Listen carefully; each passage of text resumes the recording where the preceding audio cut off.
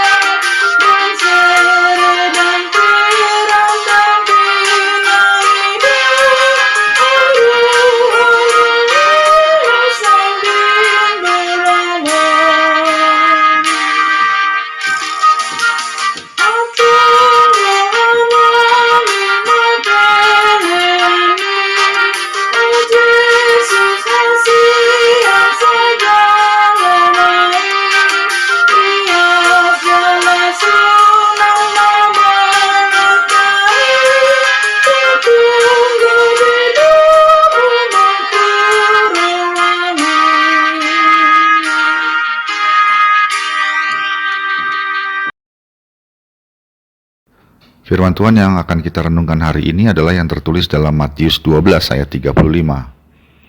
Orang yang baik mengeluarkan hal-hal yang baik dari perbendaharaannya yang baik, dan orang yang jahat mengeluarkan hal-hal yang jahat dari perbendaharaannya yang jahat. Demikianlah firman Tuhan.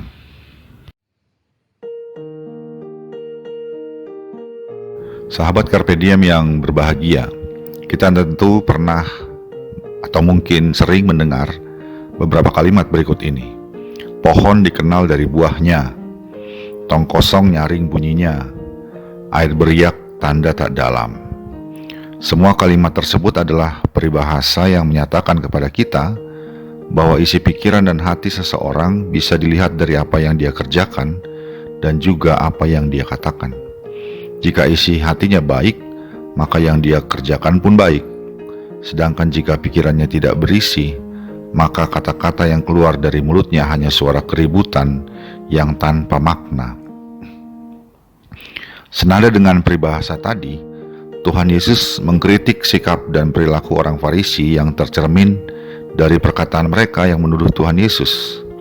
Tuduhan itu adalah bahwa Tuhan Yesus mengusir setan menggunakan kuasa penghulu setan, yaitu Beelzebul. Tuduhan tersebut sesungguhnya adalah buah dari hati mereka yang busuk. Dengan menggunakan pengandaian pohon yang tidak baik akan menghasilkan buah yang tidak baik pula, Tuhan Yesus menegaskan bahwa orang yang baik mengeluarkan hal-hal baik dari perbendaharaannya yang baik, dan orang yang jahat mengeluarkan hal-hal yang jahat dari perbendaharaannya yang jahat. Sehingga dapat disimpulkan bahwa tuduhan orang-orang Farisi itu sebenarnya adalah ungkapan betapa jahatnya perbendaharaan hati dan pikiran mereka.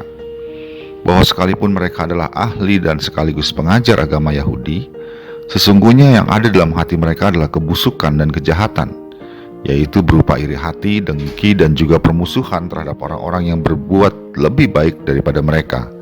Dalam hal ini adalah yang dilakukan oleh Tuhan Yesus. Dalam kehidupan kita dengan sesama, kita tidak dapat mengontrol isi omongan orang tentang kita. Yang dapat kita kontrol adalah apa yang kita sendiri kerjakan dan apa yang kita ucapkan sendiri.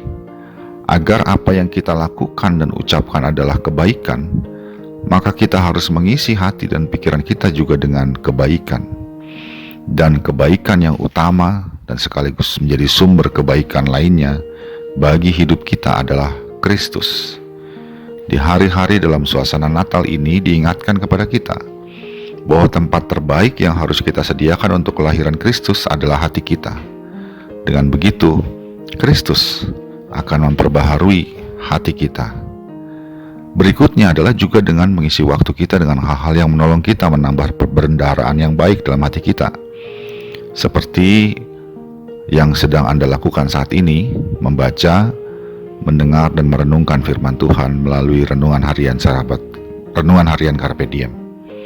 Ditambah juga dengan membaca buku-buku yang mengajarkan kebaikan, mendengarkan podcast yang memberi input kebaikan, menyimak konten-konten media sosial yang menambah perbendaharaan kebaikan bagi pikiran dan hati kita.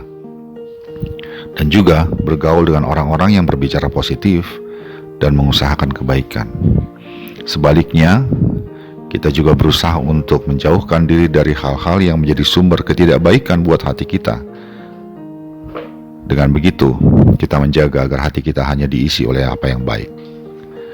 Sudahkah perkataan dan perbuatan kita adalah semua yang baik? Mari terus-menerus kita mengevaluasi dan memperbaharui hati kita, sehingga perbendaharaan dalam hati dan pikiran kita adalah apa yang baik, seperti yang Tuhan minta hari ini. Amin.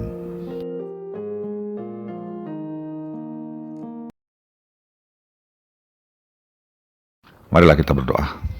Ya Kristus Tuhan kami, kiranya Engkau lahir di dalam hati kami, sehingga hati kami diperbaharui untuk menjadi tempat yang baik dan hal-hal yang baik. Dan dengan demikian Engkau mengajar kami untuk dapat juga berbuat baik dan berkata-kata yang baik. Engkau juga mengajar kami kiranya untuk mempergunakan waktu kami untuk memperbanyak perbendaharaan kebaikan dalam hati dan pikiran kami, sehingga buah dari apa yang kami katakan dan kerjakan seturut dengan apa yang Tuhan inginkan. Dalam Yesus Kristus kami berdoa. Amin. Kasih karunia dari Tuhan kita Yesus Kristus, anugerah dari Allah Bapa kita, dalam persekutuan dengan Roh Kudus menyertai engkau sekalian. Amin.